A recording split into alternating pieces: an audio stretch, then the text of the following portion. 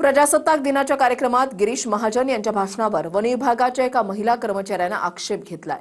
आपल्या भाषणामध्ये डॉक्टर बाबासाहेब आंबेडकर यांचा उल्लेख करण्यास महाजन विसरले, त्यामुळे महिला कर्मचारी संतापली। या वादामध्ये आता प्रकाश आंबेडकरांनी सुद्धा उडी घेतली आहे। पाहूयात एक रिपोर्ट। नाशिकमधल्या प्रजासत्ताक दिनाच्या कार्यक्रमात गिरीश महाजनांनी केलेल्या भाषणावर वन खात्याच्या महिला कर्मचाऱ्यानं आक्षेप घेतला। गिरीश महाजनांनी वंदे मातरमच्या घोषणा देत भाषणाला सुरुवात केली।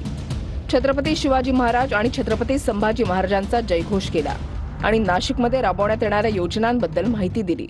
बाबासाहेबांचं नाव आहे, जो संविधानाला कारणीभूत आहे, त्याला तुम्ही संपवायला निघाले। मला मीडियाशी घेणं नाही, मॅडम मला सस्पेंड केलं, मी आळूचे गाड्या उपसी, मी माती काम करीन, पण बाबासाहेबांची ओळख पुसून येणार नाही, मला सस्पेंड करायचं करू शकता। मॅडम बाबासाहेबाला संपवायचं काम करायचं नाही। 26 जानेवारी 15 ऑगस्ट मध्ये मी नाही मानत, पण लोकशाही मॅडम तुम्ही सुद्धा संविधानामुळे आहात, पालकमंत्री सुद्धा पालकमंत्री संविधानामुळे आहे।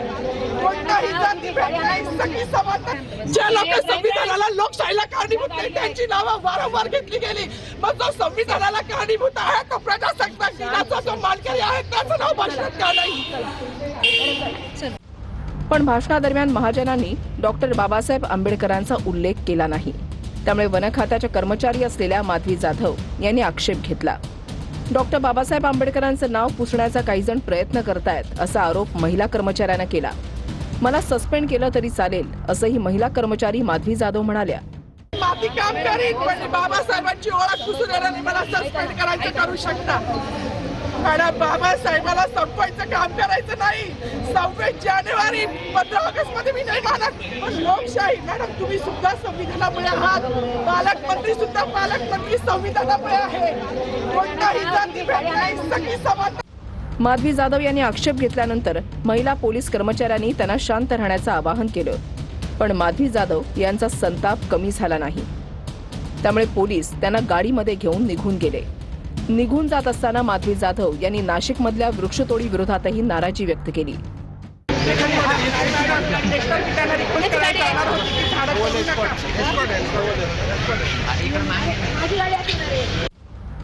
दरम्यान गिरीश महाजन यांनी या प्रकारावर स्पष्टीकरण दिलंय। जाणून बुजून डॉक्टर बाबासाहेब आंबेडकरांचं नाव न घेण्याचा कोणताही हेतू नव्हता असं म्हणत महाजनांनी दिलगिरीही व्यक्त केली आहे।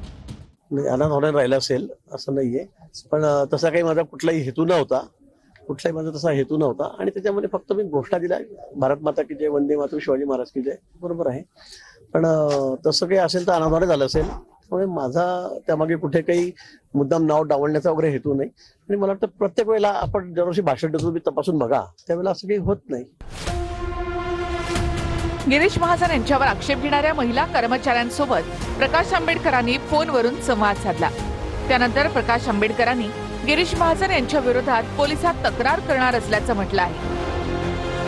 नाशिकमध्ये भाजप मंत्री गिरीश महाजन यांच्या नीच मानसिकतेचा जाहीर निषेध करणाऱ्या वनरक्षक माधवी जाधव यांच्यासोबत फोनवर बोललो। यावेळी माधवी जाधव यांनी पूर्ण घटनाक्रम मला सांगितला। मंत्री गिरीश महाजन यांचं कृत्य अॅट्रॉसिटी कायद्याअंतर्गत येणारा गुन्हा आहे। या संदर्भात वंचित बहुजन आघाडी नाशिक पश्चिम कमिटीकडून पोलिसात तक्रार दाखल करण्याचे प्रयत्न सुरू आहेत। पोलिसांनी हा गुन्हा दाखल केला नाही तर मी स्वतः या संदर्भातील कायदेशीर ड्राफ्ट करून पोलिसांना गुन्हा नोंदवण्यास भाग पाडेन। आरएसएस भाजपकडून सातत्यानं डॉक्टर बाबासाहेब आंबेडकर यांचा अवमान केला जातो। भाजप आणि गिरीश महाजन यांच्या कृत्याचा आम्ही जाहीर निषेध व्यक्त करतो, असं ट्विट प्रकाश आंबेडकर यांनी केलंय। त्यांना त्यांच्यावर अॅट्रॉसिटी टाकण्यात यावी, ही मागणी केली आहे। रितसर तो तक्रार अर्ज दिला आहे। आमचे शेकडोनी वकील कामाला लागले आहेत की ह्या प्रकरणात अॅट्रॉसिटी होते का, आणि जर झाली तर आम्ही सोडणार नाही। तर रोहित पवारांनी ट्विट करत महाजन यांच्यावर टीका केली। प्रजासत्ताक दिनीच बाबासाहेबांच्या नावाचा विसर मंत्र्यांना पडत असेल तर याहून मोठं दुर्दैव काय असू शकतं। भारतीय संविधानाचे शिल्पकार भारतरत्न डॉक्टर बाबासाहेब आंबेडकर यांचे योगदान अमूल्य असून एखाद्या मंत्र्याच्या भाषणातील अनुल्लेखाने बाबासाहेबांचं योगदान पुसता येणार नाही। संबंधित महिला अधिकारी यांनी व्यक्त केलेली भावना अतिशय योग्य आणि भारतीय प्रजासत्ताकाविषयी प्रेम दर्शवणारी असून त्यांच्यावर प्रत्यक्ष अप्रत्यक्ष कुठलीही कारवाई होणार नाही याची काळजी सरकारने घ्यावी। असं ट्विट रोहित पवार यांनी केलं आहे.